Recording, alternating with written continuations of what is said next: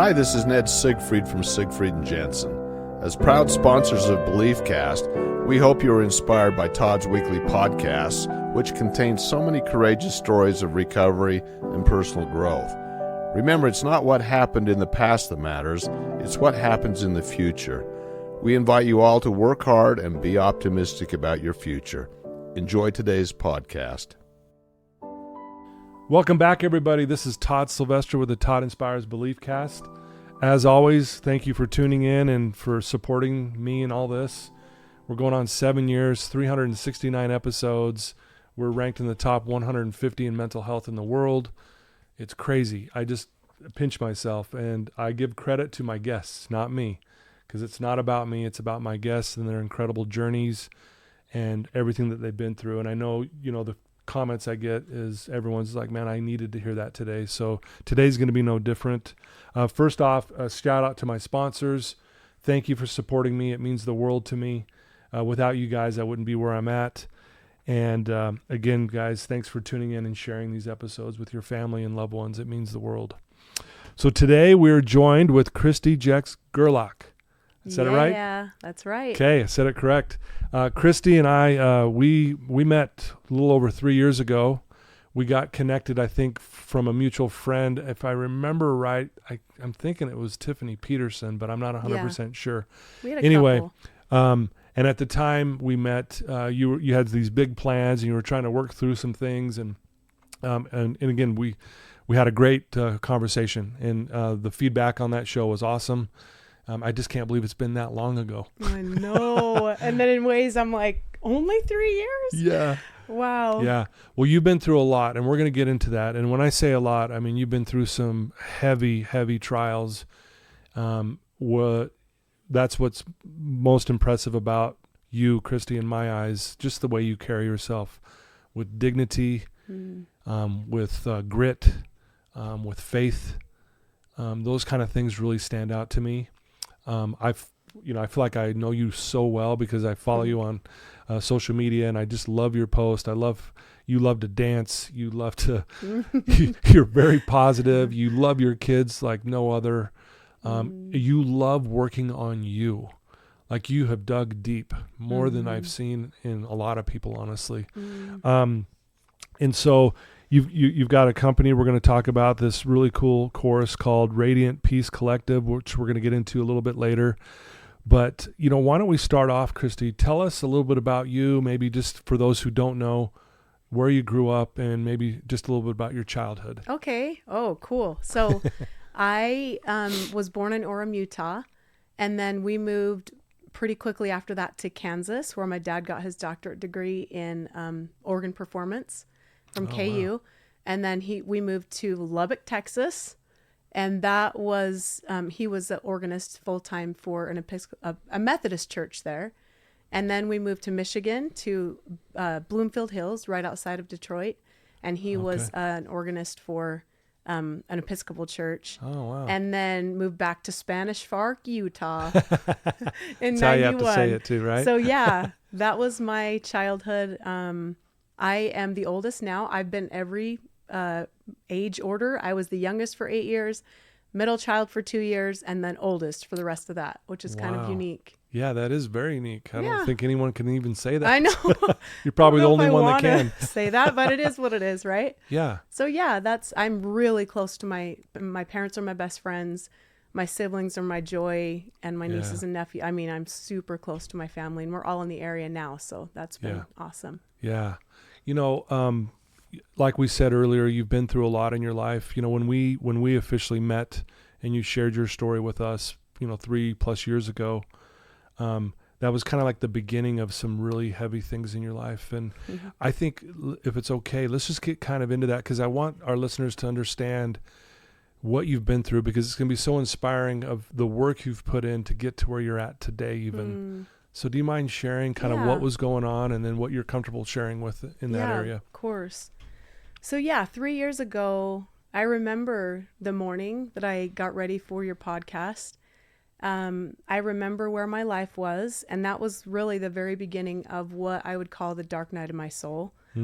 I was living my dream life at the time, truly, Yeah. dream home, custom head to toe, inside and out, beautiful 4 children that I adore with my whole heart, a thriving business that I found so much meaning, and I still find meaning in that work. Yeah. My husband and I had been through a lot at the time, and we were in a really good place, and I was living my dream life. I'm doing air quotes right now. Yeah.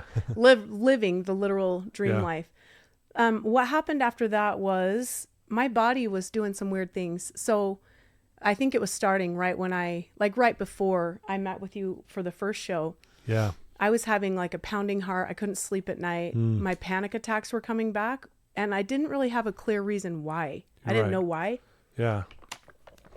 I was leading my youth group at the time, if you know what I mean. Yeah. So I had a full plate. Oh yeah, you with were that busy as well. Yeah. And I was I love to serve, and I love people, and I love business and my kids and my families. I was very overcommitted for sure.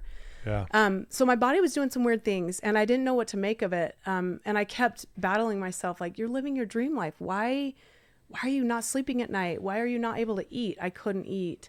So I was like losing weight and just really small, which people might think that's awesome. It's not when your stomach's on fire. Yeah. And you can't eat. It's the wrong way to lose weight. Right. Wouldn't recommend. Eating is fun. I love food. Right.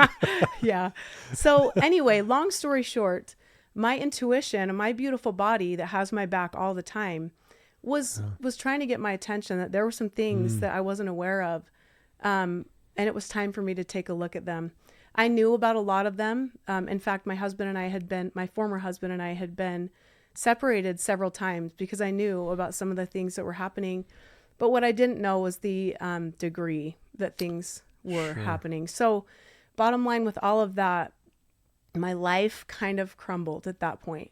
I found out that there was prolonged and long-term dishonesty, some inappropriate sexual behavior, pursuing of other women, and prolonged infidelity.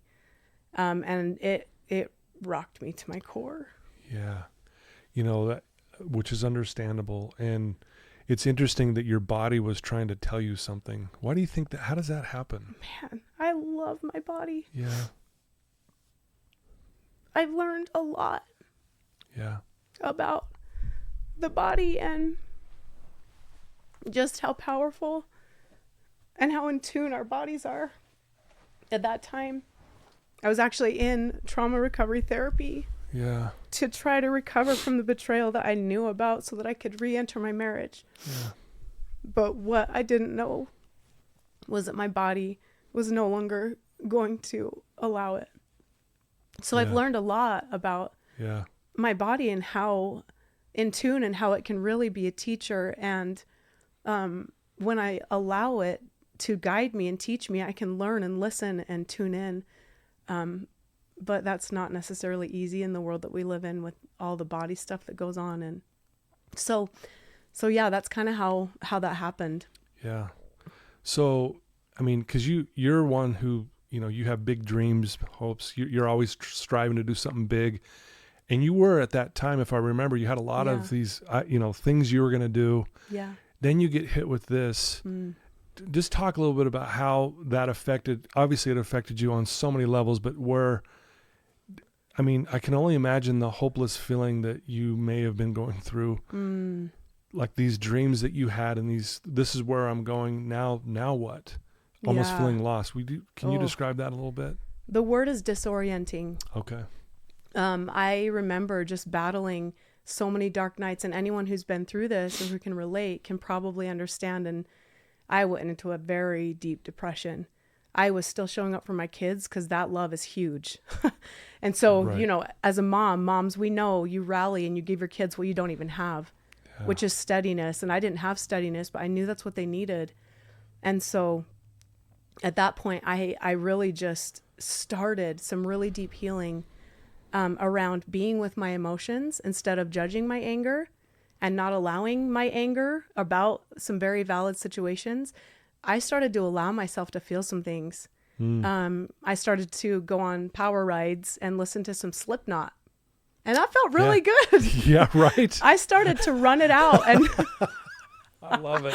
Yeah, I have some choice words that I believe are meant for the purpose of processing and releasing this anger. Yeah. And so up to that point, I never allowed myself to feel anger. I had judged it and told myself I was unchristlike or wrong or bad for even feeling anger. Yeah. And that was such a misguided, unfortunate assumption. I'm glad you bring that up, because I think we're taught that, like even when, don't be angry, like we tell our kids that sometimes, even like, and we almost have this belief that anger is a bad thing. But there's times, obviously, where we have to express it. We have to get it out. Yeah.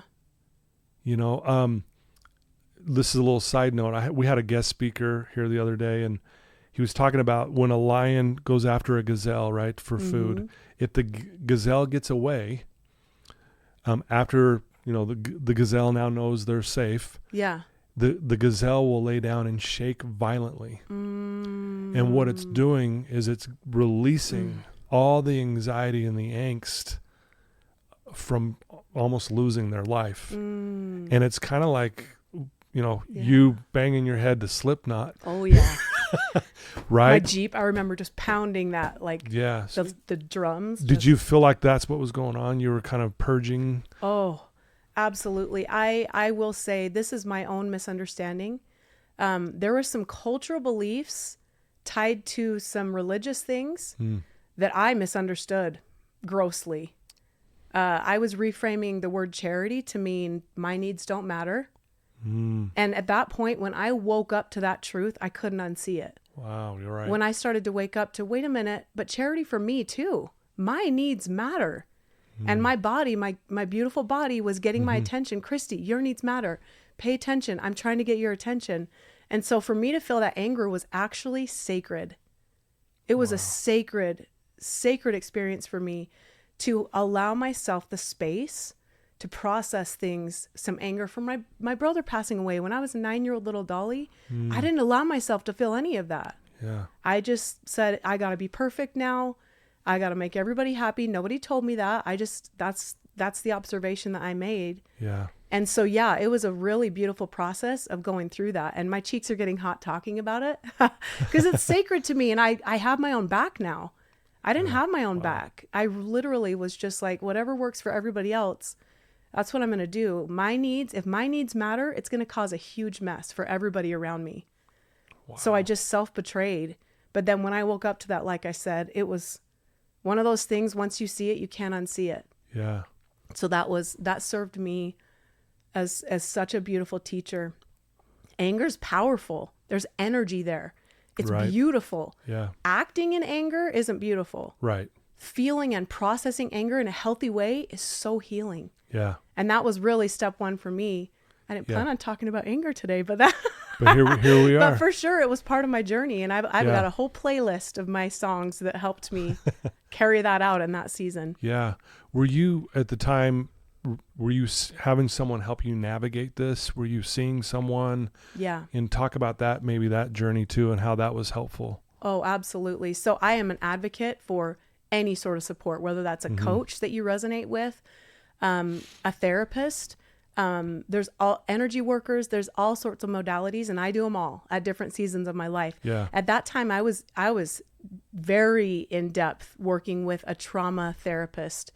And we were in the depths working through. I went in thinking I was going to work through my betrayal trauma so that I could re-enter my marriage, start fresh. But that turned, and it turned to like, let's talk about what's really going on here. And I learned how to regulate my nervous system, and I learned how to be gentle with myself. And warrior Christy, I know how to warrior. Man, I know how to warrior. You do. But after that, my therapist would say, Christy, no more warrior. We're going to be gentle. I want you taking naps in the afternoon. And I was like, what is she talking about?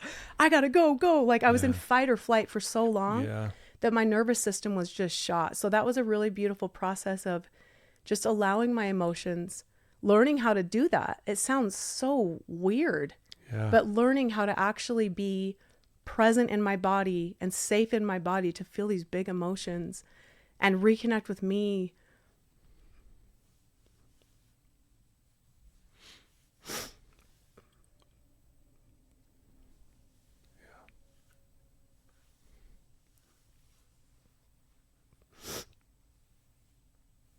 and learn that I can care for others and love others and myself. Yeah. And that my needs matter. Yeah. Not just everyone else's. Yeah. That's a great message, Christy, because I think, first of all, I love your vulnerability. Thank you so much. And I think it's such a good message because we're taught in so many ways, whether it's, through religion or just culture or just everyday life at school where, we're always taught keep helping people, which is a good thing and we should. But a lot of times we do it at the peril of ourselves, right? We don't take care of us. And, I hear this a lot in treatment here where, you can't lift someone to higher ground unless you're standing there yourself. So get you to higher ground. Then you are in a position where you can help and it doesn't drain you. It doesn't exhaust you. And it sounds like for the first time you were pausing some things and finally taking a look at Christy and to be like, what do I need to do for me? Yeah. Boy, that's a beautiful message, honestly. Well, yeah, it came to a point where God knows I'm a determined girl. I'm a solution girl. I'm driven. Yeah. I will make things work, or I will keep pressing forward. And my love for my kids is so big that it kept me in a place that was unhealthy that way. I didn't want my kids to experience a divorce. Right. I didn't want to do that to my family. I didn't want that. But what I learned was that I could no longer continue. And God got my attention in a big way with my body. It was almost like there's a fork in the road. You cannot continue physically. Your body will not allow you to continue doing this physically. Yeah. So it was like the whispers came and I ignored them and I solutioned out of it for so long because I'm so driven and so determined that it came down to a breaking point of your health is not going to allow this anymore. Yeah. So. Well, you mentioned a few of, like, even some of your social media posts about faith confusion.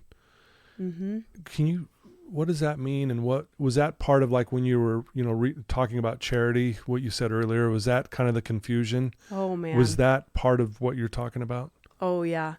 I mean, I think it's a combination. First and foremost, my connection with my creator was crowded. There were too many people up in there. Get out of here. Like, my connection with my creator is between me and him. Yeah. And I truly believe that everyone's belief, whether it's God, universe, creator, is valid and beautiful. Yeah. So I am a God girl, 100%. But it was crowded. There were too many people between me and him. Too many people's ideas, too many people's interpretations, there was some manipulation. Wow. That I really got aware of in that season of realizing, wait a minute, that's not my thoughts. That's not what I believe. Right. What do you believe, Christy? And let's just simplify that connection between you and God. And let's just politely excuse everyone else out of there. There's other people that can be on the side and supportive of that relationship, but there is nothing that replaces me and God and every one of us and God. That's very personal. Right. Yeah, I've never heard it said that way. It was very crowded. Too many people. And I think it really hit me when you said that, because when you started explaining that, like, this person's opinion on this person, this is how you do it. And, it's like, like almost pushing that all away. And it's like just that oneness, if you will. Is that? Oh, right? Yes. It felt, there were elements of that season that were precious that way. I just felt cradled in my creator's hands. Like, it's a mess, Christy. It's a mess. Everything's a mess. Yeah. You're about to embark on, that was the beginning of the dark night of my soul in so many ways. But the really precious truth is I knew I was held all the time. And while it was messy, I knew I was held. Yeah. And it was ultimately in his control. Wow. So that was a beautiful process of, I call it untangling. So I don't even call it a faith crisis because I'm still there. Sure. I've clarified and simplified and I'm more solid than ever there. But I did have to untangle some things. I had to take some steps back and go, whoa, what part of this is someone else's interpretation that's not even real? What part of this is some manipulation from my history? What part of this is just straight up my own personal experience that is not across the board everyone's experience? How can I apply this in a pure, simple way? And really, the bottom line of that for me, I kept, showing up at church. I kept doing the things because I wanted the light, even when I would cry in the corner because it was traumatic. Yeah. I wanted to look for the love and look for the light because I needed it. Yeah. And so I would go and there would be things that would be triggering and I would cry for a minute in the bathroom, but then I would come back out and look for the love and look for the light. Heavenly Father's love, God's love, Creator's love, and the light, because I was desperately seeking that. And I knew I needed that and that my kids needed that. Yeah. How did you navigate this with your children? Because again, you don't want them to go through this, obviously, which makes sense. Right. Because at the same time, you're hurting so much. How do you do that? Because I think a lot of people listening to this might be in the same situation, or they're going through it right now, or maybe they're still trying to navigate with their children. What? Yeah. How did you do that? You mean like the shifting dynamics with my home? Yeah, just like okay, kids, and we're getting a divorce, and things are going to now be different. I mean, that's some heavy news for kids, especially, right? And just wondering how you navigated making sure, because you said it, you rallied as a mom. I love that because I believe you, because I know you're a go-getter. But just talk about that transition with your children. Okay. So my former husband and I made an agreement that we were going to make it 100% about the kids. And that was a commitment that we've both stuck to. While it's been uncomfortable at times and there's been pain on both sides, we have committed. And I feel like for the vast majority, both of us can say that we have shown up for our kids. That's great. So we've really, we told the kids and said, we are here. Can we make a pinky promise, all of us, that we don't quietly struggle? Let's keep talking. You are safe. Big. All your emotions are safe here. If you're mad, let's go for a ride. I got some good music we can listen to. And you're allowed to say some words if you need to. Really allowing space for them to feel the messy, reckless emotions that they feel with me, with their dad, with whoever they felt comfortable with. So we really tried to get out of the way to take anything personal and just realize this is going to be uncomfortable for all of us. But let's stick together and let's make a commitment that we're going to be honest and open and transparent with our emotions. And I don't think I've done a perfect job. I don't know how to do it, Todd. Yeah. I don't know how, but I do know I took it a minute at a time sometimes. Sometimes it was a breath at a time. Sometimes it was an hour at a time. Sometimes it was just right here, right now, I'm playing Legos with my little Benji boy, and that's all that matters. It's just being really striving to just be present in whatever moment it is. And intentional. If I'm going to be crying, I'm going to be intentional. I'm going to cry hard. And I let them see some of that. Of course, I wanted to create a steady foundation so that they didn't take on feeling like they were responsible for any of our emotions. Right. But I know for me, it was actually really healing. I think for them to see me crying. And see me breaking down sometimes. Guys, I am so sad. I didn't share details with them. That's not theirs. And I would always say, I'm going to handle this. I'm okay. But mama has feelings and I'm struggling. And so I think I don't know if it worked or not. I know I love them and they love me. And well, I love that. I think that's actually makes sense to me because again, you were just being real instead of, because again, before you were on some level not being authentic. I'm going to help you. I'm going to go. I'm going to help you. And inside you're just dying inside. That's not authentic. Right? So now you're being really authentic with your children and they're seeing it, even though it's hard to see mom struggle, I'm sure. But at the same time, it's like, okay, but at least mom's just being real. So then you're teaching your kids, I can be real too. I love that. That just clicked right now as you were saying that. That's powerful. I think it is. And I think, even through my untangling of some of my misunderstandings with my faith, I was very open with that. I've got some things that I'm confused about, but I know I love God. I know I love Jesus. And I know that it's okay to have questions and have it feel messy. I'm going to keep taking one step and then another step. I'm going to keep showing up because I know that God answers prayers when we are moving our feet. So I'm going to keep showing up, but it's just kind of messy. And my life at the time looked different than it did. Yeah.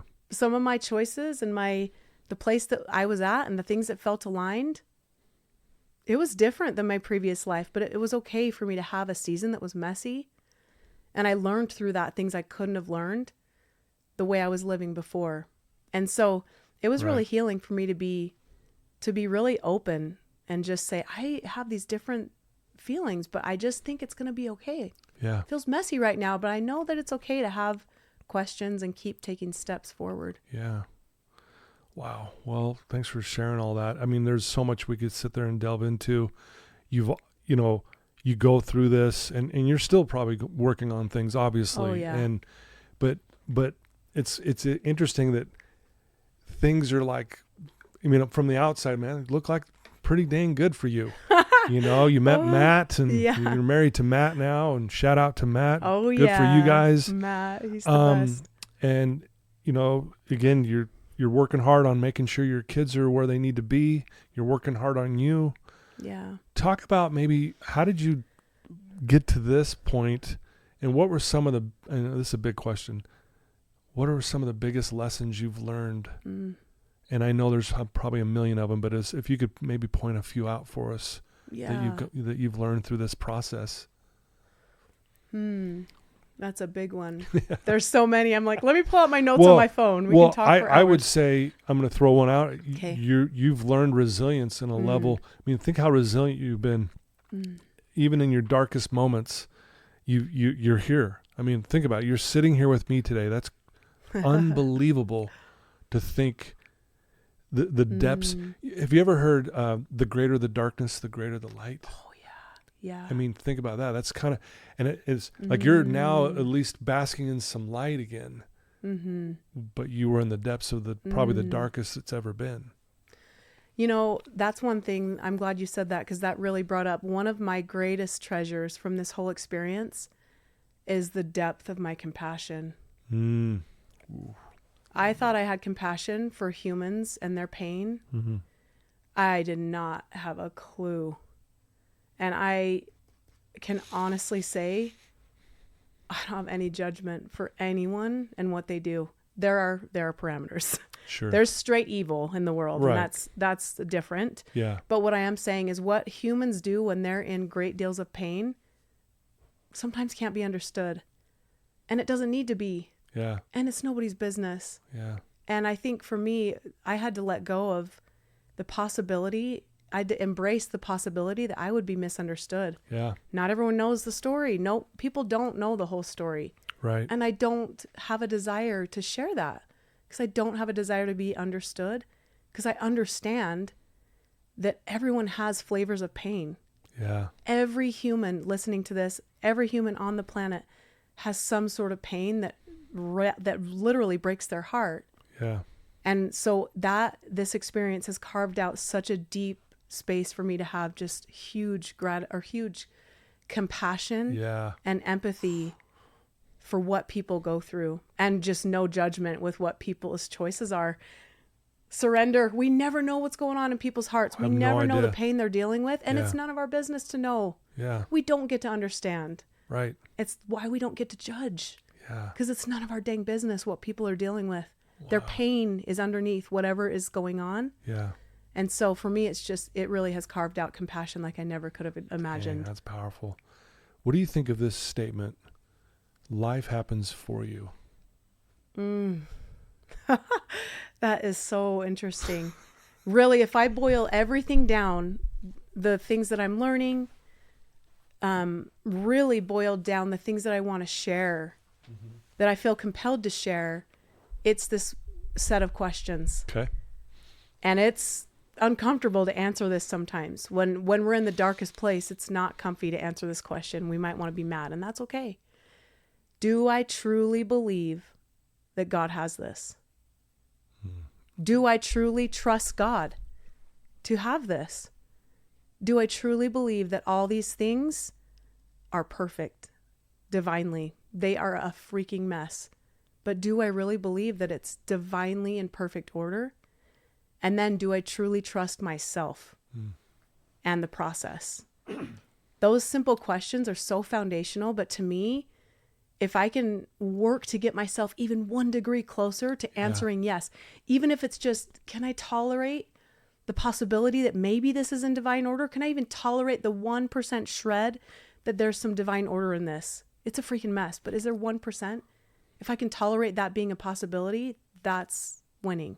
Yeah. So I do believe that. Yeah. There was a season where I wanted to punch someone if they said that. You don't know. Yeah. No, this isn't perfect. Right. This is a mess. This is my worst nightmare. But now I can honestly say, yeah.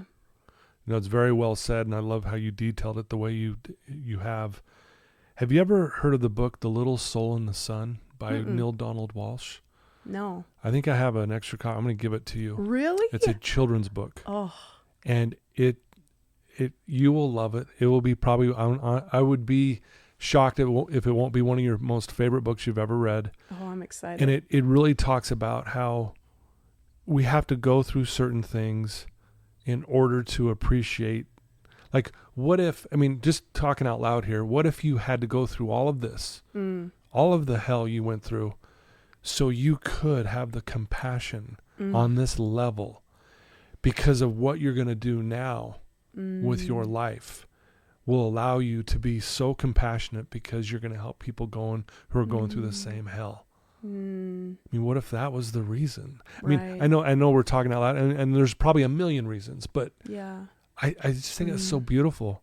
Like, for you to have that depth of that. I mean, what a gift. Oh. And then we could list a bunch more, right? Obviously, resiliency and determination and grit and a stronger faith. And I mean, the list goes on, right? Yeah. Well, what you said about resilience, this is interesting. I actually was woken up. This was one of the thoughts I had like in the middle of the night, and I wrote it. My definition of resilience is expanding my capacity to hold grief and joy at the same time, or heartbreak and joy at the same time while taking a baby step forward. Right. So to me, it's not about positive vibes only. That makes me want to throw up when I hear that stuff. You will never hear me say that, like, oh, good vibes only, like, barf. That's not real life, right? Yeah. But expanding our capacity as humans, the divine part of us, to experience those seemingly opposing emotions, holding space for both while continuing to take a baby step in action, to me, that's resilience. Wow. Love that. And then taking everything that we've been through, like you said, and that carving out that beautiful space for compassion, that to me is alchemizing what I've been through and making it sacred, because it doesn't look sacred. I have a whole photo journal. I love to photo journal of the darkest moments with puffy eyes. I've seen those. All over my face. I've seen you post right? some things like that, and I love the vulnerability. I'm like, man, this woman. Who are you? But you know what, though? Awesome. Those are all part of a beautiful process that now I can take that seems ugly and messy and horrible, and I can share that with those who might receive that. And if I could just give a tiny shred of hope to one human heart or soul, that means everything to me. For sure. Well, you're doing it with me right now, I'll tell you that. So you meet Matt. Yeah. And I mean, there might have been a time through this journey, you're like, man, am I ever going to meet someone again? Or am I ever going to, and you know, and you're married to Matt and you guys seem like you're doing great. And, you know, how did that feel, knowing that you've met someone like him and he's in your life, and you know, he obviously supports you in what you're going through and doing, and isn't that amazing? Yeah, it's incredible. I didn't want to meet someone, to be really honest. Because, I mean, the determined girls out there, that's a struggle. I got my own job. I'm well taken care of financially. Me and God, we got this, right? Yeah. I have a business that's thriving. I had a home. I have my beautiful children, a beautiful family. I don't want to meet someone and risk getting hurt again. Yeah, right. Heck no. I'm not into it. I'm good. So I never sought out for anyone, and he didn't really either. We just happened to connect on Facebook through like a kind of part of my processing of trusting men again to be friends. Yeah. that it was really, let's be friends. Let's support Yeah. each other. Knuckles emoji. That Yeah. was the type of energy. Knuckles, bro. Right? So truly, that Yeah. was where we started, and we are best friends. We started out just really connected friends. That's awesome. And held a space for healing and just transparent, like processing. And he is my best friend, and he's just a gift from God. He's a human. He's very human. And he would say the same thing about me. It isn't, we didn't ride off into the sunset. We rode off to the next mountain to climb together. Yeah. I love Truly. that. But for sure, life keeps lifing. And I never want to paint the picture that now I found my perfect person and everything's wonderful. Yeah. I found my perfect partner for me, who's very imperfect, and I'm very imperfect, and we're doing the work together. And it's we're doing healthy. Wow. And for us, that's kind of disorienting. Yeah. Because neither of us, we're new to healthy. Wow. So that's been another, Yeah. That's awesome. challenge on its own, but Sure. just such a blessing. Such a blessing. I went and grabbed this. I stood up, and for those that are listening, I grabbed this notebook. I wrote this notepad, and I wrote down this quote yesterday because I was like, dang, it just was amazing. I want to share it because I think this describes kind of what you have gone through a little bit. And I think it's by Neil Strauss. So forgive me if I got the reference wrong, but here it is. One of the biggest mistakes you can make is believing that love is finding the right person. In reality, love is about becoming the right person. Think of your journey you've been on.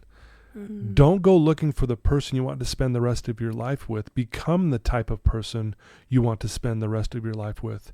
The people who deserve you will naturally gravitate towards you. Unquote.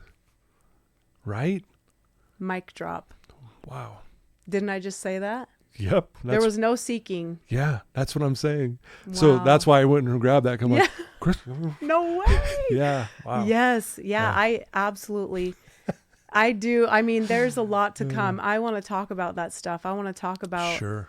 I didn't spend very long in the singles world, but I did have my couple years of, being a single mom. But it isn't. There's quotes and things about, it's going to feel easy when you meet your right person. And again, it makes me want to barf.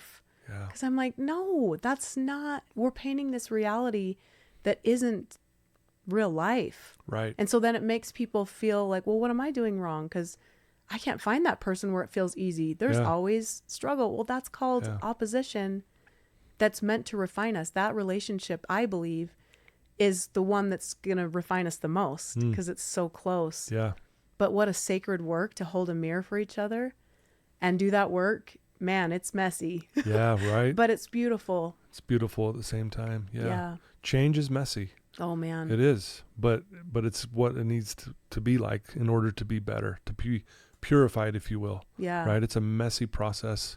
It's uncomfortable. It's hard. It's blood, sweat, and tears. And you are the example of one who has fought through that process. And it's so cool. Like, it's probably even the wrong word, cool, but it's inspiring. It really is. It's, I'm just grateful that I'm sitting here with you right now. Oh, thank you. Yeah. Let's move on a little bit. I want to talk about Radiant Peace Collective. All right. And I want to hear it from you. Like this project you're working on, this idea that has kind of blossomed from what you've gone through, from the mess. Absolutely. So I remember on our last interview, it was me kind of like talking about a dream that was out there. I just have this vision. Yeah. Maybe someday I would love to do this. I did hair for 20 years. Right. So I got to listen to people, and I found that I love the human heart and the soul, and hearing people, and then doing their hair is cute too, right? Sure. But mostly I love that connection. And then in my work with my health and wellness business, the same thing, that connection is what I just love so much. Yeah. And so now this is kind of the evolution of that. And it actually came to be like the reality of it was a download on Thanksgiving morning of 2022. It was kind of an in-between rough processing season for me. And I woke up kind of in a funk, to be honest. And I was like, no, it's Thanksgiving Day. I want to rally. I want to feel better. And so took to the shower because warm water heals everything, right? Right. And I got this download, and I actually Yeah. brought, just to show you, Oh, yeah. this was the notebook. I got this download. Happy Thanksgiving. Oh, wow. Big light bulbs. So I was writing in my journal to Dang. process, and just these big visions. I'm very visual. So like Yeah. pictures, let me see where it starts. Pictures dang. and concepts and just all these visuals and these beautiful Yeah. things just came to my mind and heart, I and love that. it was born. I didn't know what it was called then, Yeah. but I was like, oh man, this isn't for me. This is something that's coming through me. I got to show up. Yeah. But I didn't know what it was. I didn't know what it would look like. And it took me, that was November of 2022. I had to hurry up and get married in between then. Yeah. Hurry up and plan a wedding and, move and all sorts of other things. Yeah. But I did start the process of it then. Mm-hmm. And now it's just about to be born. So Radiant Peace Collective is basically, it's a 6-month course that is zooming in to concepts, slowing it way down with like worksheets, workshops, visuals, photo journaling, personal journaling, really in-depth, slowed down concepts so that we can learn and practice how to create peace first in the middle of chaos. Yeah. And then from that, we create radiance, which to me is acceptance of what is, with a love for God or creator, love for self, love for others. That's what radiance is to me. Yeah. And then from there, we can go into that co-creative manifestation process of creating whatever we want. Business, fitness, relationships. It's just the key to unlocking potential with the twist of lives. Can we stop with the good vibes only? We're not going to be doing motivational BS. That's not what it's real life in the trenches, tools and practices that I use that have worked. I'm still in the process. I'm never going to be arrived. I'm not arrived. I'm not always peaceful, but it's a striving that I have found to be so rewarding. Yeah. So I am so excited to gather the souls that resonate and just get into it. Wow. It sounds amazing. How far away are we from that happening? Just curious, are we close? We're close. Yeah. I've got a beautiful assistant who's been laying the groundwork because I don't do logistics happily. I would so much rather have my beautiful assistant just own it. So she's been working on that. We're about a couple weeks away from being able to gather the souls and really start to kick it off next month. That's amazing. If, just since we're on this right now, if people want to find out more about this and find out how to sign up, if you will, what's the best way for someone to do that? So I have my personal Instagram that's still Christy Jex. Okay. My name is Christy Jex Gerlach, but Christy Jex is just, it is my Insta. We'll just leave it. That's your brand right there.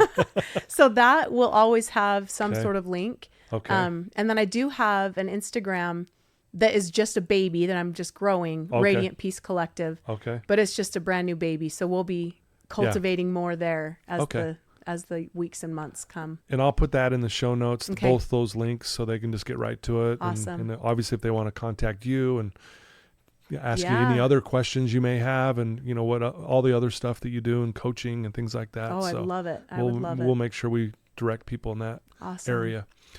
Awesome. You've shared some amazing things today, Christy, honestly. Like I've been so touched with your words and the power behind it and the authenticity behind it.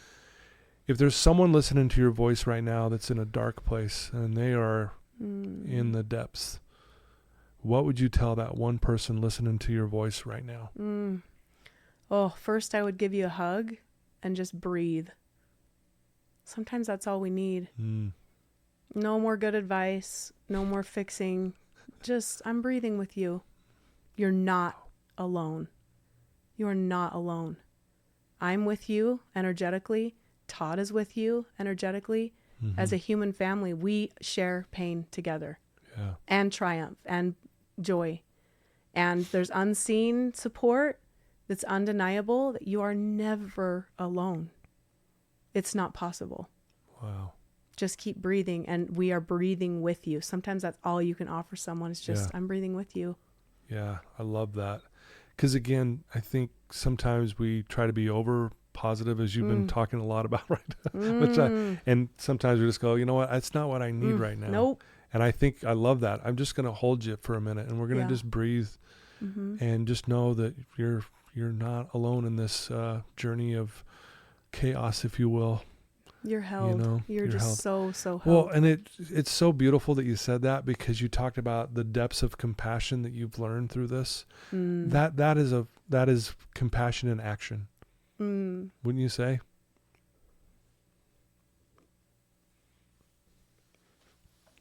Yeah.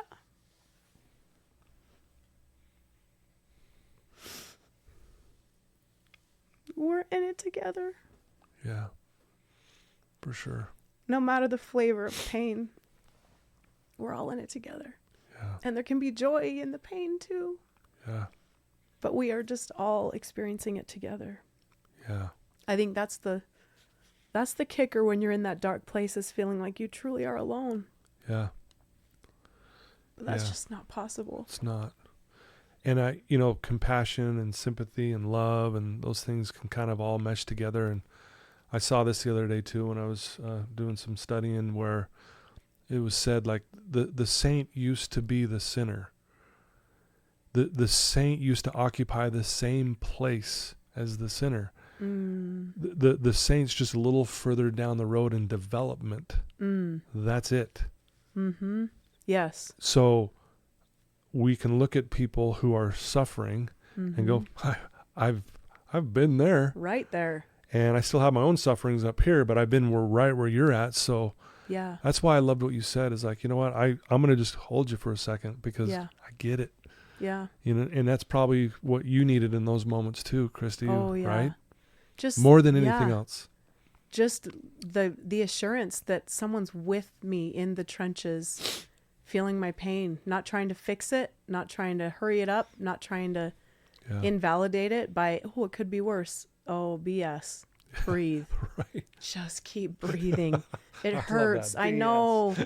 But don't invalidate your pain. Feel it. And then the sooner we feel it and we truly process it, we can move through it. Yeah. It doesn't have to stay forever. Yeah. We can truly process it through and get into co-creation and manifesting and abundance in all the ways. It doesn't have to stay forever, but the quicker we drop into it, feel it, and support each other in that, then we can move through it. Okay. Love it. Beautifully said. Wow. Well, this has been amazing. I can't thank you enough for spending some time. I know we're getting you before you hit the slopes today, and I'm glad you get to go do that with Matt and go have a great weekend with your family. Thank you. You've brightened my day. I'm sure everyone listening to this feels the same way. The compassion is felt. You can't fake that. And I'm sure anyone listening to this needed this today as well. So thank you, Christy, for being who you are and being such a light in this world. Well, thank you, Todd. What you're doing is so beautiful. Thank you. And I have massive respect and so much gratitude for what the space that you create. For all the people that share and all the people who receive. Such a beautiful work. So thank you for showing up this way. Thank you for saying that. I appreciate that. That means a lot coming from you. Well, there you go, folks. Christy Jex Gerlach. Making sure I'm saying that. I know. I'm hesitating. I don't want to butcher it. But yeah, please reach out to her. Go check out her course. It's going to be amazing. As you can tell, man, listening to her word, wow. It's going to be powerful, and it'll be life-changing. Please reach out to her. Please share this with your loved ones. If you have a friend who's struggling, if you have a son or a daughter who's in a dark place, give them a link to this episode. Seriously, what a way to break the ice. If you're having a hard time, I don't know what to say to that person, I know they're going through it, send them just a link to this and let them listen to Christy for a minute. And then it gives you something to follow up with. It breaks the ice. So please do that. I know a lot of you have done that because you've told me it really made a difference by doing that. So thanks for tuning in. Again, thanks to my sponsor. The music you heard at the beginning and at the end of this podcast is by my good friend Paul Cardall. I love you, man. Thanks for letting me use your music. You're amazing. And Christy, you're amazing. Thanks for being here. You're welcome, and thank you, and you're amazing too. Thank you so much. All right, guys. Love you guys. Until next time, take care. Bye.